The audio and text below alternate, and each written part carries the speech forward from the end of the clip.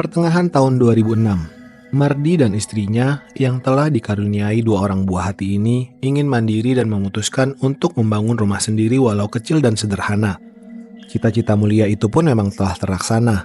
Namun mereka tak menyangka kalau tanah yang digunakan untuk mendirikan rumah itu tidak bagus. Letak lokasi tanah tempat berdiri rumah berada di depan areal tanah tinggi, atau dapat diartikan semacam bukit. Sedang di belakangnya ada area pemakaman.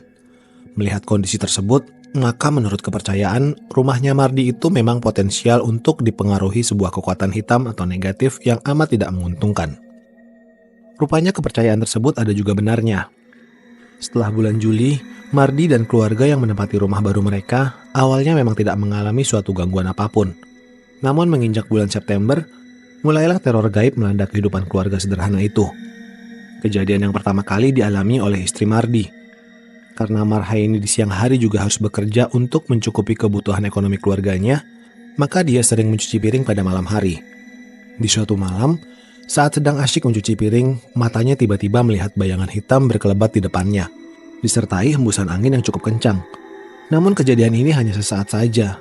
Kendati demikian, tak urung hal ini membuat Marhaini curiga akan adanya suatu keganjilan di rumahnya. Hari-hari selanjutnya, berbagai keganjilan semakin membayangi kehidupan keluarga Mardi.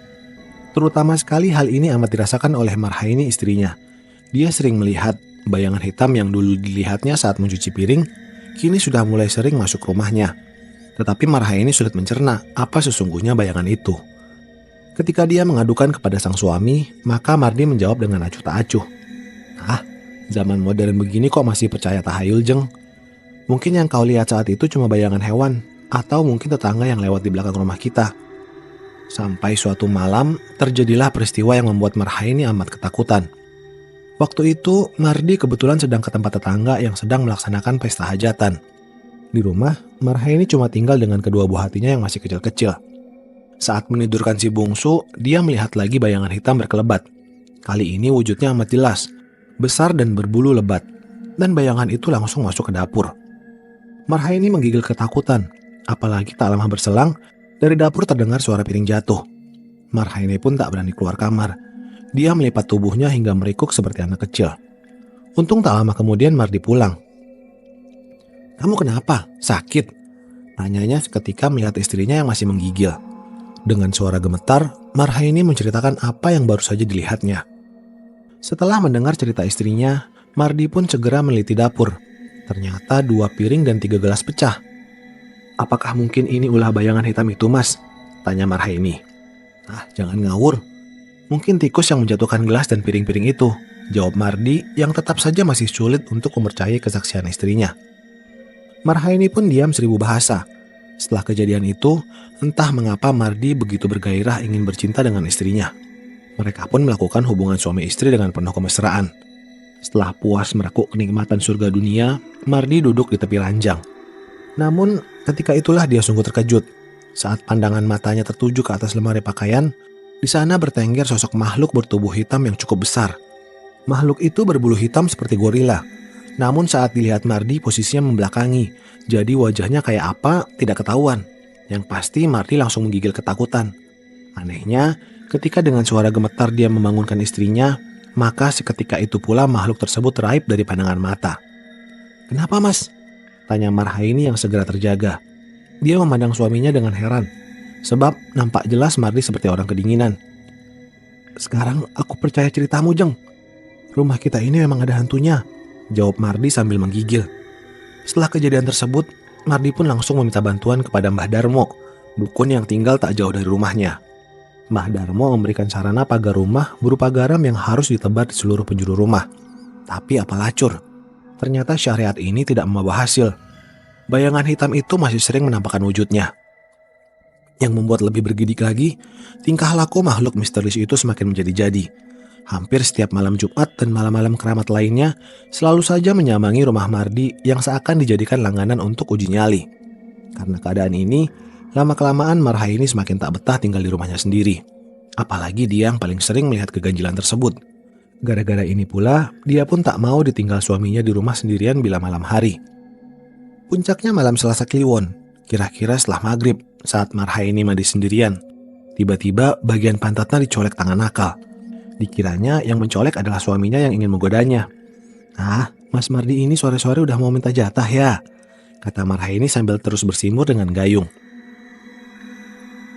Namun tak ada jawaban. Ketika tangan nakal itu kembali mencoleknya, Marhaini baru merasa ada hal yang tidak wajar. Apalagi biasanya Mardi kalau menggoda suka langsung memeluknya dari belakang dan sekalian bercinta di kamar mandi. Tapi kali ini lain, hanya sepi bisu saja. Karena curiga, Marhaini menghentikan mandinya. Dia menoleh ke belakang dan apa yang terjadi? Astaga, makhluk hitam besar itu berdiri penuh nafsu menatap kemolekan tubuhnya. Karuan saja Marhaini langsung jatuh pingsan. Beruntung tubuhnya jatuh mengenai pintu yang hanya terbuat dari seng, sehingga benturan tubuhnya menimbulkan suara yang keras. Suara inilah yang mengejutkan Mardi yang sedang bermain dengan dua anaknya sambil menonton sinetron. Mardi segera berlari ke arah sumber suara. Dia terkejut saat mendapatkan istrinya dengan tanpa sehelai benang pun pingsan di kamar mandi. Tubuh mulus itu pun kemudian segera dipopong ke kamar. Saat sadar dari pingsannya, Marhaini menceritakan semua kejadian yang dialaminya. Setelah mendengar cerita sang istri, tanpa pikir panjang, Mardi langsung menuju ke rumah temannya yang bernama Rahmat. Mendengar kisah yang dituturkan oleh Mardi, Rahmat langsung menduga kalau makhluk itu adalah jenis genderuwo yang suka bikin usil rumah tangga orang. Sudah terlalu banyak yang tahu dengan bintang dunia halus yang satu ini. Itu genderuwo. Di antara spesiesnya, genderuwo yang sering menyambangi rumahmu itu termasuk masih muda dan nafsu libidonya tinggi. Dia suka sama kemulusan tubuh istrimu. Dia itu cukup bandel, jelas Rahmat. "Terus bagaimana cara mengatasinya?" tanya Mardi.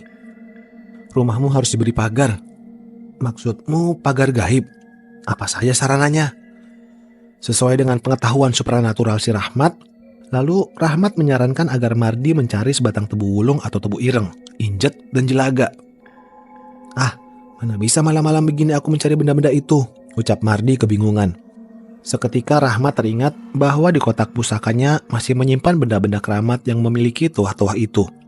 Tanpa basa-basi, Rahmat segera mengambilnya.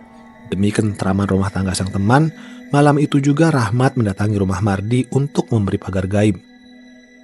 Sesampainya di rumah Mardi, tebu yang sudah diberi jampi mantra itu Rahmat pasang di pintu utama rumah. Anehnya, baru selesai memasang, tiba-tiba dari luar terdengar seperti ada suara tubuh besar yang menabrak tembok raksasa. Terdengar berderak. Pasti itu adalah efek gaib yang ditimbulkan oleh tebu wulung. Kejadian aneh ini berkisar pukul 10 malam. "Mas, lihat tuh, genderuwo itu tergeletak di kamar mandi. Tampaknya dia menabrak pagar gaib yang dipasang barusan," kata Ragil, adiknya Rahmat yang cukup peka dengan dunia gaib.